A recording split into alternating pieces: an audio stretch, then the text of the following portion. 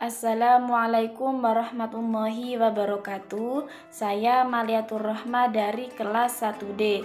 Di sini saya akan membahas tentang mata kuliah ilmu filsafat, di mana saya akan melanjutkan kepada bab yang kedua. Bab yang kedua adalah pembahasan tentang dasar-dasar pengetahuan. Langsung saja, poin-poin yang akan saya bahas adalah pertama penalaran, kedua hakikat penalaran, dan yang ketiga adalah logika, keempat adalah sumber pengetahuan, dan yang terakhir adalah kriteria kebenaran. Langsung saja, yang pertama adalah penalaran. Menurut Andi Hakim Nasution adalah beliau berceramah di layar TV. Hewan saja mempunyai penalaran, apalagi manusia yang mempunyai banyak sekali pengetahuan. Dari pengetahuan itulah manusia dapat berpikir secara menalar atau rasional. Manusia menjelajahi semua hal-hal baru yang ada di kehidupannya. Ketika manusia mempunyai suatu konflik, di mana konflik tersebut manusia harus mengetahui dan bisa memecahkan sebuah konflik tersebut dari satu ke satu secara sistematis. Manusia mampu untuk memberikan kesimpulan yang terbaik yang bisa dimengerti oleh banyak orang. Dari situlah manusia mempunyai pengetahuan yang luas untuk memecahkan sebuah permasalahan yang pernah terjadi di dalam kehidupannya.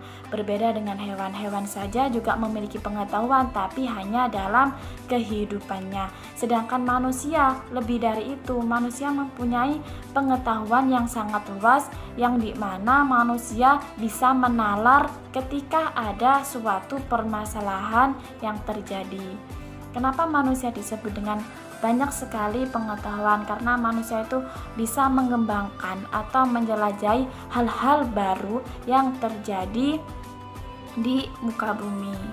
Pembahasan yang kedua adalah hakikat penalaran, di mana penalaran merupakan suatu proses berpikir dalam menarik sesuatu untuk dijadikan sebuah kesimpulan. Karena manusia ini hakikatnya adalah berpikir, merasa, bersikap, serta bertindak. Dari inilah manusia mempunyai banyak pengetahuan sehingga dibuat untuk menalar dalam kehidupannya.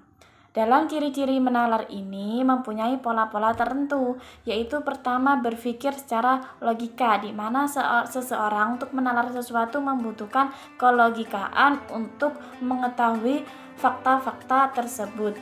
Yang nomor dua adalah berpikir secara logis, di mana mempunyai pola tertentu untuk berpikir secara logika. Pembahasan yang ketiga adalah logika, di mana seseorang ini mempunyai skill atau pengetahuan yang berbeda-beda.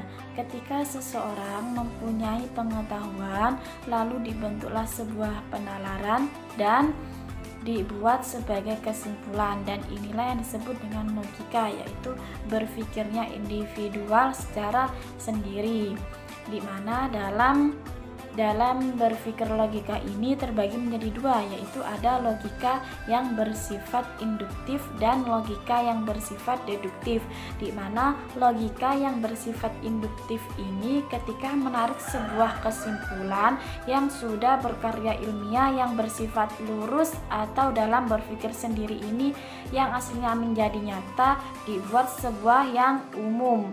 Kalau yang deduktif ini bersifat yang umum lalu ditarik kepada yang bersifat khusus, di mana dalam berlogika ini dibuat yang sahih, yaitu valid dari pikirannya seseorang itu tersendiri. Lanjut ke poin yang keempat, yaitu adalah sumber pengetahuan, di mana dalam sumber pengetahuan ini pasti orang secara individualis mempunyai pengetahuan yang berbeda-beda, di mana ketika dalam berlogika, yaitu hasil pikirannya sendiri, orang pasti juga mempunyai yang skill yang berbeda. Sekarang pengetahuan, dalam sumber pengetahuan ini bisa diandalkan atau bisa dengan adanya sebuah pengalaman yang pernah dilakukannya. dari dalam pengalaman ini, manusia banyak mempunyai pengetahuan yang diketahuinya. Lalu biasanya dalam pengetahuan ini manusia berpikir secara rangsangan yang dirangsang oleh panca indera. Dalam pemikiran ini lalu dibuatlah sebuah fakta-fakta yang dapat terjadi di dalam dirinya. Dan pembahasan yang terakhir adalah kriteria kebenaran, di mana dalam teori kebenaran ini seseorang mempunyai permasalahan konflik yang berbeda. Ketika seseorang mempunyai teori permasalahan ini, mesti dalam pengetahuannya dikeluarkan dalam sebuah penalaran. Dalam penalaran ini dapat dikatakan itu adalah benar, pasti mempunyai bukti dan fakta yang nyata. Maka dari itu disebutlah dalam kriteria kebenaran dalam ilmu filsafat. Sekian dari saya. Apabila ada penjelasan yang salah atau kurang berkenan, saya mohon maaf yang sebesar-besarnya. Wabillahi taufiq wal hidayah, waridho wal inayah. Wassalamualaikum warahmatullahi wabarakatuh.